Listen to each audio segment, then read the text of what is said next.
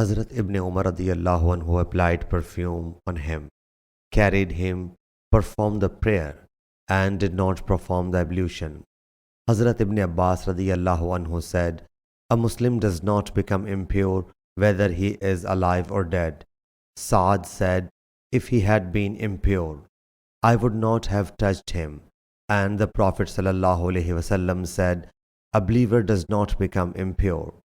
Hazrat Muhammad bin Sirin reports that Hazrat Atiya Ansariya said, Allah's Apostle sallallahu alaihi wasallam came to us when his daughter passed away and said, "Bath her 3 or 5 times or more than that, if you think fit, and use water mixed with lot tree leaves, if you think fit, and apply camphor or some camphor in the last, then inform me when you get free."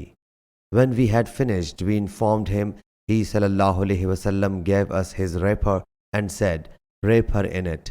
Sahih Bukhari, Hadith number 1253.